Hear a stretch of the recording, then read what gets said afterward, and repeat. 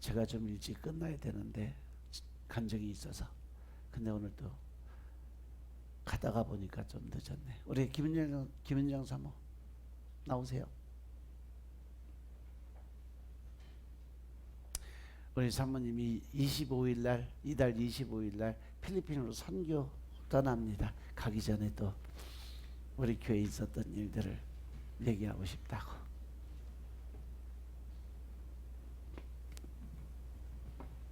안녕하세요. 김현정 사모입니다.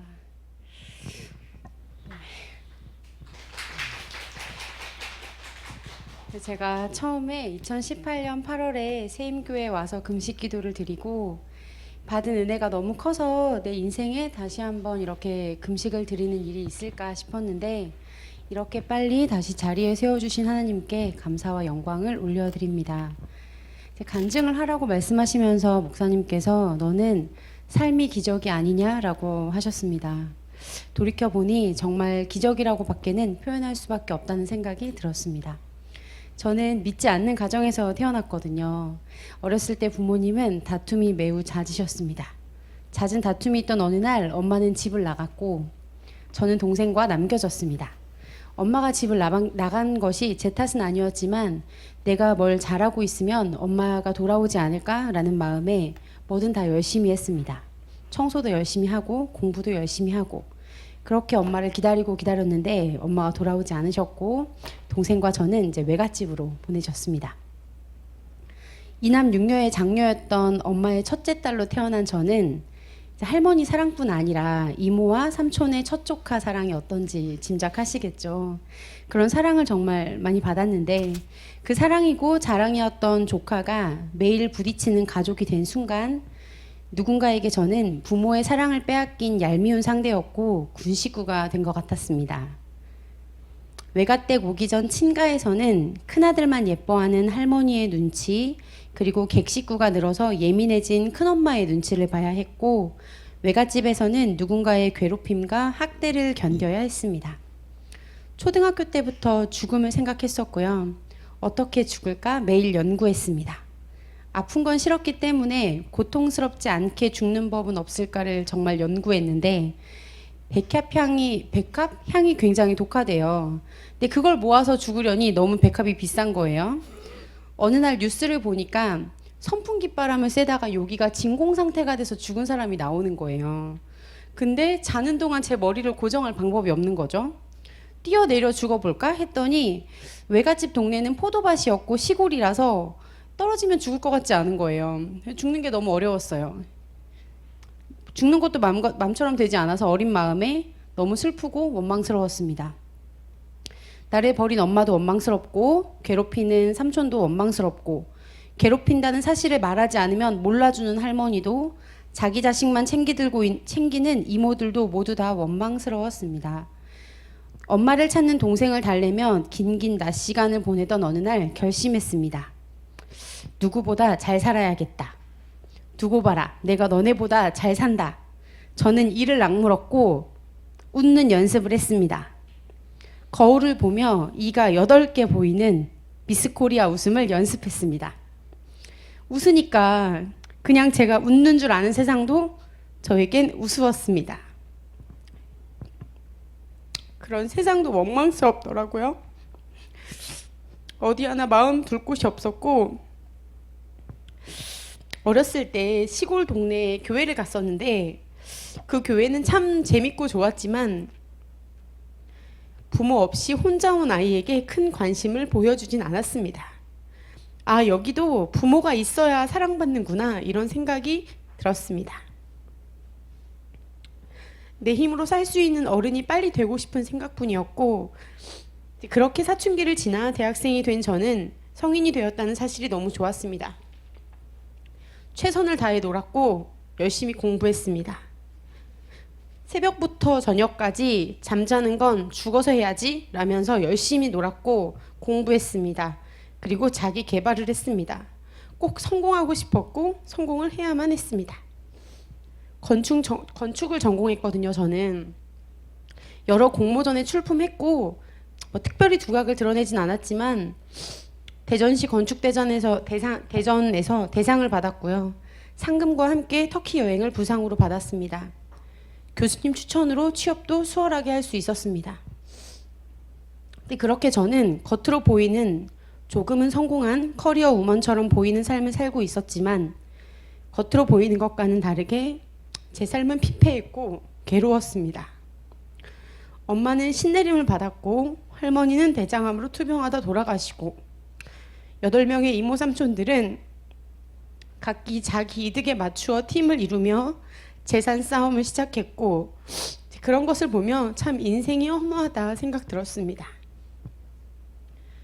여행도 할 만큼 했고 공부도 해봤고 놀기도 열심히 놀았는데 할 만큼 다 해봤는데도 뭘 잘 모르겠더라고요. 어떻게 살아야 되지?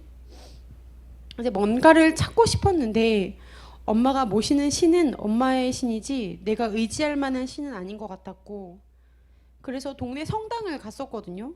근데 성당은 제가 가도 아무도 관심도 안 갖고 어떻게 해야 될지 모르는데 약간 되게 냉소적이어서 안 가게 되고 주변에 직장 동료가 여호와의 증인이길래 너는 행복하냐? 재밌냐? 물어봤더니 또 엄청 경계를 하더라고요. 되게 이상했습니다. 종교이고 자기가 믿는 종교가 정말 좋으면 나를 전도해야 되는 거 아닌가? 라는 생각이 들었는데 저를 너무 경계했고 나를 받아줄 것은 없나? 라며 되게 방황했거든요. 이제 그럴 때 그분을 만났습니다. 이제 일 때문에 만난 분이셨는데 그분은 이상하게 일 얘기보다 교회 얘기를 더 많이 하셨고 하나님 얘기가 더 중요한 것 같다며 어렵게 말씀을 하셨습니다. 참 이상했습니다. 너무 이상했지만 또 궁금했습니다. 그렇게 따라간 교회에서 이유를 모를 눈물이 많이 흘렀고 그렇게 교회에 스며들기 시작했습니다. 하지만 제 마음속에 깊이 뿌리 박힌 한 가지 엄마도 날 버렸는데 누가 나를 사랑할까? 하나님이 모두를 사랑하시는 걸 알겠는데 거기에서 나는 아닌 것 같은 생각이 떠나지 않았고 힘들었습니다. 교회를 충실히 다니고 하나님도 만난 것 같은데 그러면 제 삶이 바뀌어야 될 것 같은데 제 삶은 전혀 바뀌지 않았고 너무 답답했습니다. 그러던 2018년 여름 대전 세임교회를 오게 되었습니다. 목사님과 상담을 했고 21일 금식 기도를 작정하게 되었습니다. 참 폭풍 같은 시간이었습니다.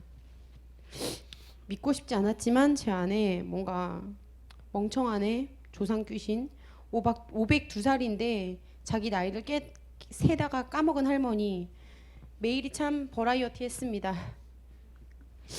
그렇게 시간이 흘러서 말씀이 어떻게 삶에 적용되어 흘러가는지 삶이 어떻게 달라지는지 경험을 하게 되었고 말씀 훈련과 기도 훈련 또 하나님 말씀을 듣는 훈련까지 하며 어떻게 시간이 가는지 모르게 3년의 시간을 보냈던 것 같습니다. 사람을 믿지 못하고 남자를 믿을 수가 없어서 결혼을 하지 않겠다던 제가 결혼을 하고 심지어 남편은 신학대학원을 나온 목사님입니다. 믿음의 가문을 대리잇고 4대째 집안에서 자란 그 사람과 무당딸로 양가 집안에서 끈 반대 없이 순적하게 결혼을 할 수 있었던 것도 모두 하나님의 은혜입니다. 제가 사모가 되고 결혼을 한 것도 기적이고요. 무당딸이 사모가 된 것도 놀라운데 하나님이 이제는 선교를 가라고 하십니다.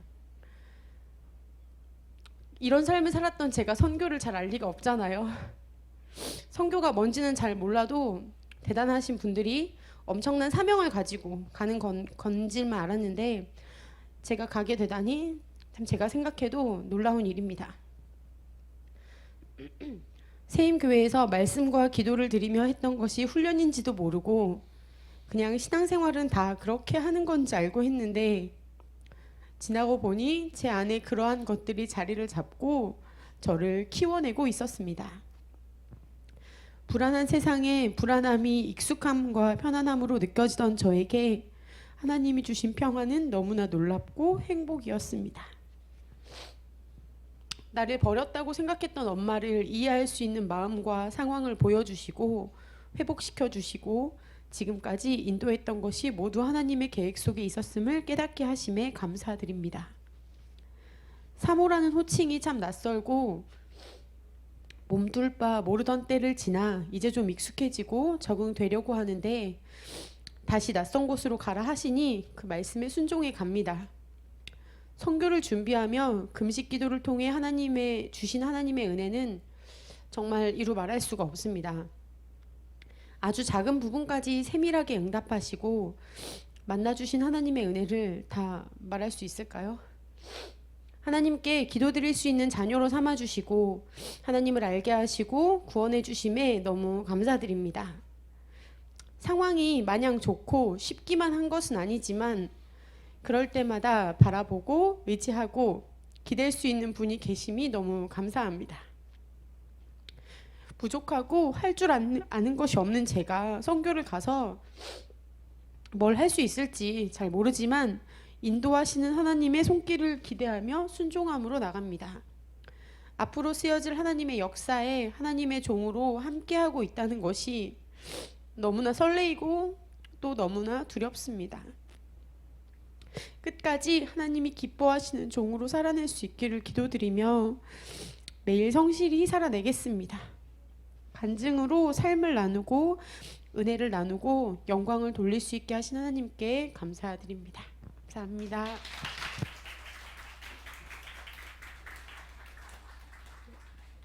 할 말이 무지하게 많을 것 같았는데.